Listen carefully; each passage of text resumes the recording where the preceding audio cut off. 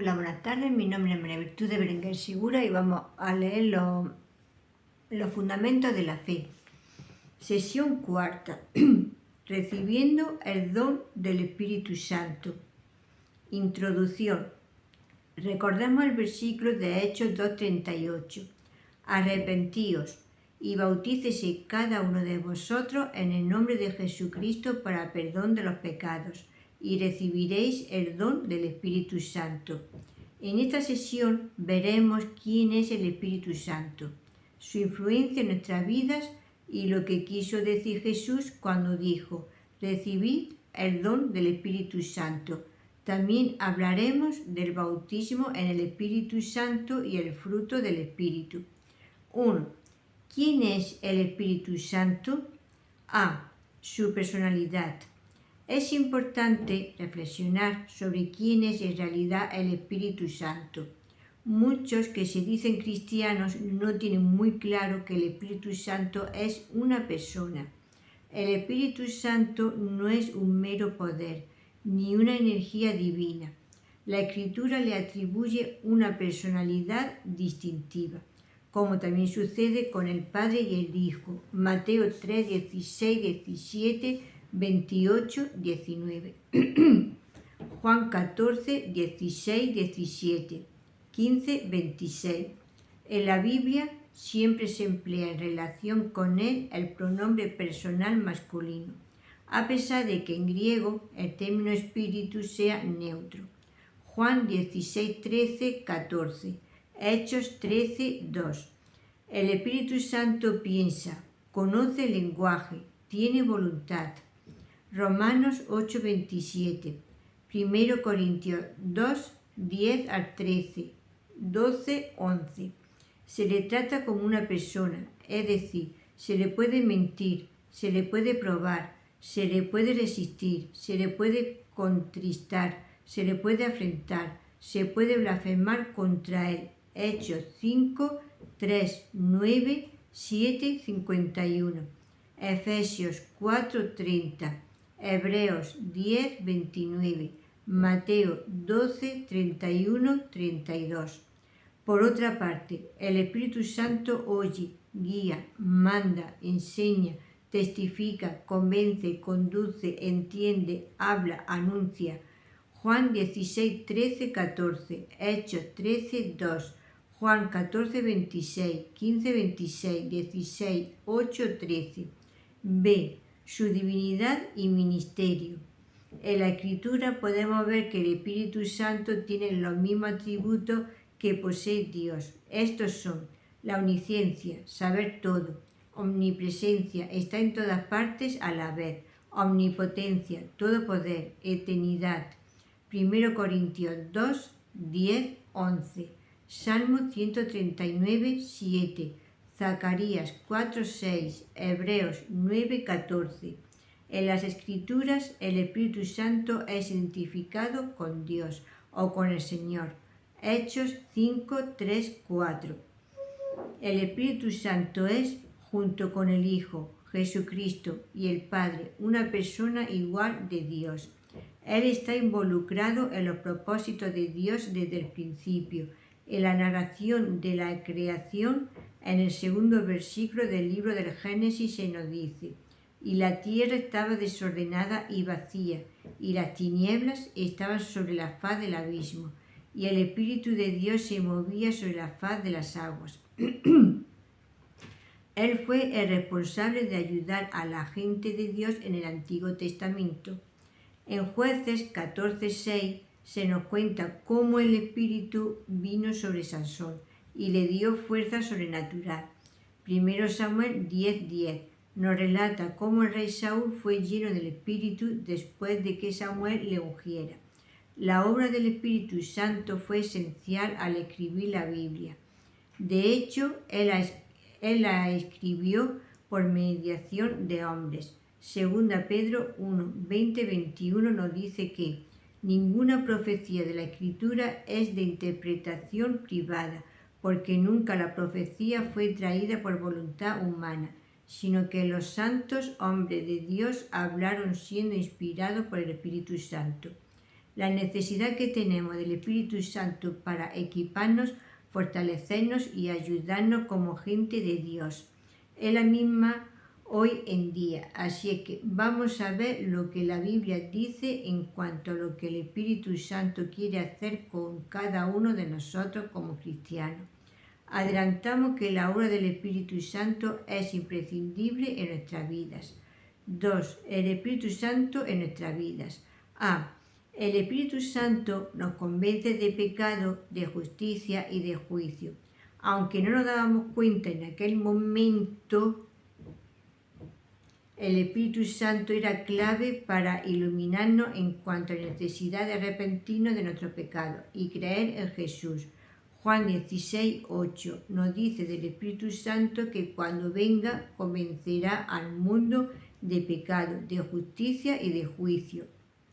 De pecado por cuanto no creen en mí, de justicia por cuanto voy al Padre y no me veréis más, y de juicio por cuanto el príncipe de este mundo ha sido juzgado. Solo se puede ser realmente cristiano por la obra del Espíritu Santo, que nos convence de nuestra necesidad de arrepentirnos. Además, según este versículo de Juan, el Espíritu Santo convence de justicia, es decir, da luz sobre el hecho de que Jesús es nuestra justicia, que en su muerte redentora reveló su perfecta justicia, la cual nos justifica ante el Padre. Por eso, solo por la fe podemos recibir tal justicia, la cual no podemos imitar de ningún modo, sea con obras o pretendiendo ciertos méritos personales. Era justo, por otro lado, que Jesús, después de acabar su obra, ascendiera al Padre y se sentara a su diestra. Por otro lado, el Espíritu Santo convence de juicio.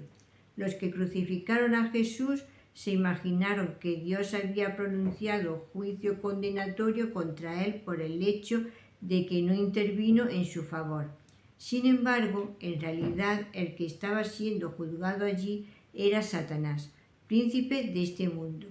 La victoria de Cristo sobre el pecado en la cruz y la muerte en la resurrección proclamaba el hecho de que Satanás había sido sentenciado y condenado. La ejecución de la sentencia solo es cuestión de tiempo. El Espíritu Santo declara la verdad, la cual procede de Dios. B. El Espíritu Santo nos ayuda a ser más como Jesús, habiéndonos convencido de nuestra necesidad de hacer las paces con Dios. Nos ayuda a ser más como Jesús, nuestro ejemplo a seguir.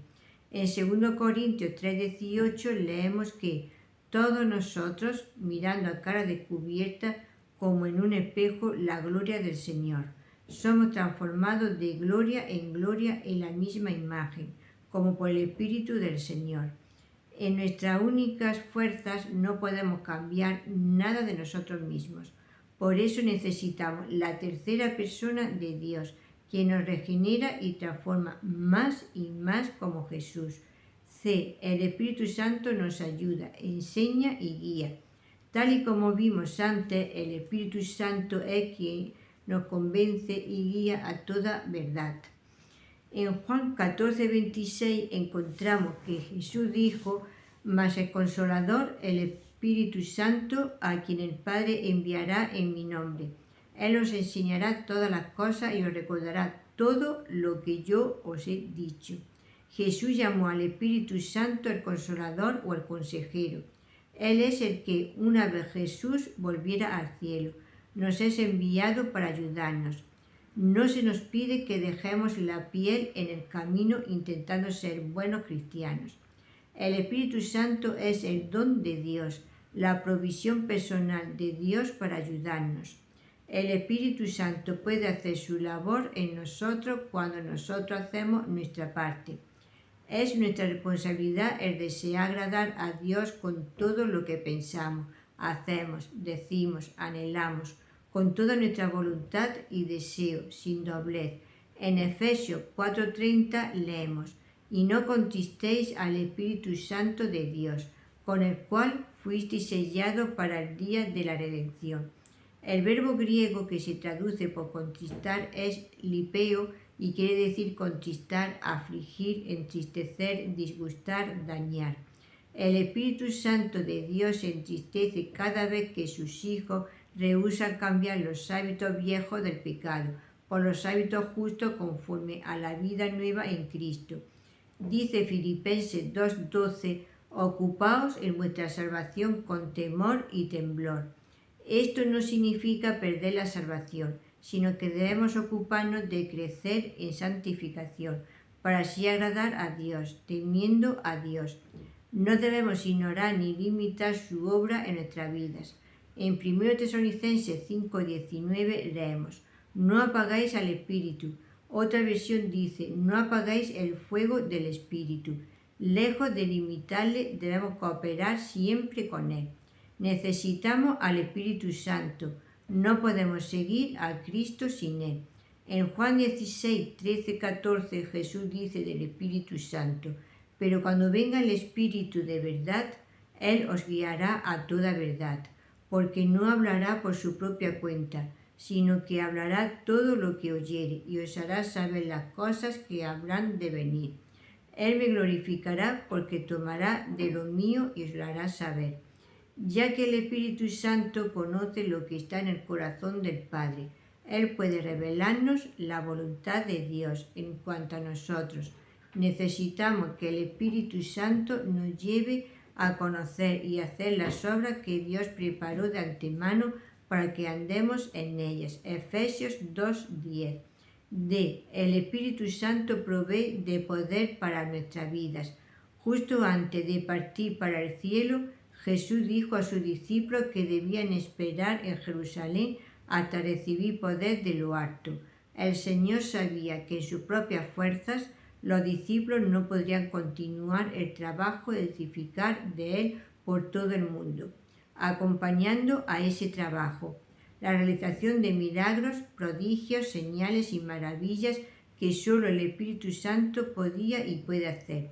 Nosotros también necesitamos experimentar la plenitud y el poder del Espíritu Santo en nuestra vida para ser como Dios quiere que seamos y para lo que hemos sido llamados. 3. El fruto del Espíritu Santo. Jesús claramente dijo que tenía que haber fruto verdadero en nuestra vida, por el cual se viera la diferencia entre el que se dice cristiano y el que realmente lo es. En Mateo 7, 16 al 20, Jesús dijo, por sus frutos los conoceréis. ¿Acaso se recogen uvas de los espinos o higos de los abrojos? Así, todo buen árbol da buenos frutos, pero el árbol malo da malos frutos. No puede el buen árbol dar malos frutos, ni el árbol malo dar frutos buenos. Todo árbol que no buen fruto es cortado y echado en el fuego. Así es que por su fruto lo conoceréis. Así es que si el fruto es tan importante en nosotros, ¿qué características especiales o evidencias deberían verse en nuestras vidas?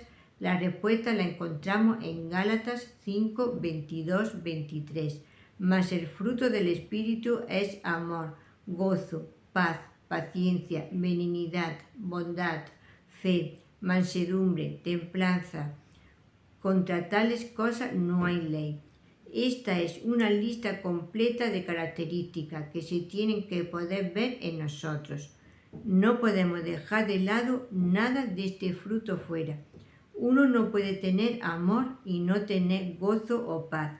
El Espíritu Santo va produciendo un mismo fruto, que es la suma de esas 9 características mencionadas.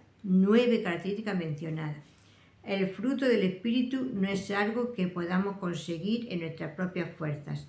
Solo es a través de la obra del Espíritu Santo en nosotros que podremos. Por ejemplo, experimentar verdadera paz a pesar de cualquier experiencia traumática, o paciencia cuando de una forma natural estaríamos sin control. Esto no significa que un verdadero cristiano debería ser perfecto siempre como Jesús. Eso no es ser realista. Si bien debemos ir creciendo hacia el conocimiento del Hijo de Dios a un varón perfecto, a la medida de la estatura de la plenitud de Cristo. Efesios 4:13. Esta experiencia de santificación no se resolverá en esta vida, sino en la próxima. Muchos cristianos están más pendientes de lo que Dios quiere que hagan que de lo que quiere que sean. El llevar este fruto puede no parecer muy espectacular. Se puede incluso pensar que hay otras cosas que deberíamos estar haciendo o de las que deberíamos estar más pendientes como cristianos. Pero a los ojos de Jesús, este fruto que viene como resultado de la obra del Espíritu Santo es la prueba irrefutable que demuestra que Él es nuestro Salvador y Señor. El apóstol Pablo nos exhorta a andar en el Espíritu Santo. Digo, pues, andad en el Espíritu. Gálatas 5:16. Andando en el Espíritu Santo, obedeciendo su voz, agradándole en todo. Así es como Él podrá formar en nosotros su fruto. 4. El bautismo en el Espíritu Santo. En 1 Corintios 12:13 leemos, porque por un solo Espíritu fuimos todos bautizados para ser un cuerpo, sean judíos o griegos, sean esclavos o libres, y a todos se nos dio a beber de un mismo Espíritu. Todos tenemos entrada al cuerpo de Cristo a través de un mismo Espíritu. Todos los salvos estamos unidos en un mismo Espíritu. Un solo cuerpo, un solo Espíritu. La palabra nos habla de un bautismo.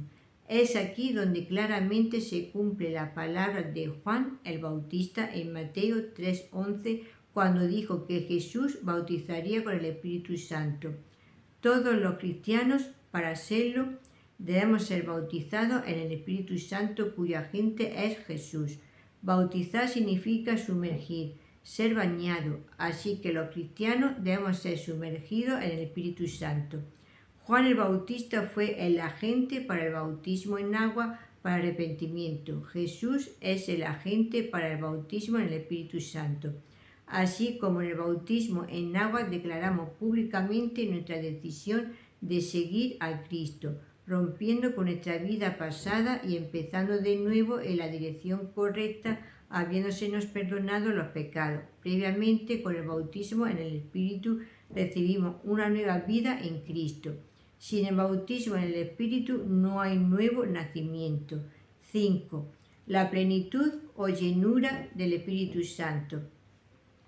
En contraste con la obra del Espíritu Santo en la salvación, tales como la regeneración, el morar, el sellamiento y el bautismo, la plenitud del Espíritu se relaciona a la experiencia cristiana, al poder y al servicio. Las obras del Espíritu en relación a la salvación son de una vez y para siempre, pero la plenitud del Espíritu es una experiencia repetida y se menciona frecuentemente en la Biblia. La plenitud del Espíritu puede definirse como un estado espiritual donde el Espíritu Santo está cumpliendo todo lo que Él vino a hacer en el corazón y vida del creyente individual. No es un asunto de adquirir más del Espíritu, sino más bien que el Espíritu de Dios vaya tomando posesión del individuo. En lugar de ser una situación anormal y poco frecuente como lo era antes de Pentecostés, el ser llenado por el Espíritu en la edad presente es normal, si bien no es lo usual en la experiencia del cristiano. A cada cristiano se le ordena ser lleno del Espíritu, Efesios 5:18, y en no estar lleno del Espíritu es estar en un estado de desobediencia parcial. La plenitud del Espíritu se cumple en cada creyente cuando él está completamente rendido al Espíritu Santo, el cual mora en él, resultando en una condición espiritual en la cual el Espíritu Santo controla y dota de poder al individuo. Mientras que puede haber varios grados en la manifestación de la plenitud del Espíritu y grado en el poder divino. El pensamiento central de la plenitud es que el Espíritu de Dios es capaz de operar en y a través del individuo sin obstáculo, cumpliendo la voluntad perfecta de Dios para aquella persona. El concepto de la plenitud del Espíritu es sacado a luz en un número de referencias en el Nuevo Testamento. Es ilustrado permanentemente en Jesucristo, quien, de acuerdo a Lucas 4:1, era continuamente lleno del Espíritu Santo. Juan el Bautista tuvo la experiencia excepcional de ser llenado con el Espíritu desde que estaba en la matriz de su madre. Lucas 1:15, y ambos, su madre Elizabeth y su padre Zacarías, fueron temporalmente llenos del Espíritu. Lucas 1:41-67. Conclusión. El Espíritu Santo es una persona de Dios, con todos los atributos divinos y personales. El Espíritu Santo es el autor de la Biblia. Está en el mundo para fortalecer al cristiano, animarle, guiarle, llevarle a toda verdad. Está en el mundo para convencer de pecado a los hombres. El Espíritu Santo nos ayuda a ser más como Jesús. El Espíritu Santo nos consuela, anima, ayuda, enseña, guía y fortalece. Nos da poder más allá de nuestras fuerzas naturales. El Espíritu Santo produce un fruto de santidad en nosotros. Jesús nos bautiza en el Espíritu Santo. El bautismo en el Espíritu Santo ocurre para que el individuo nace de lo alto. Juan 3:3. Si te ha gustado, le puedes dar a la campanita y un like, así recibirás notificaciones. Y también me puedes dejar un comentario en el número de teléfono 624-593636.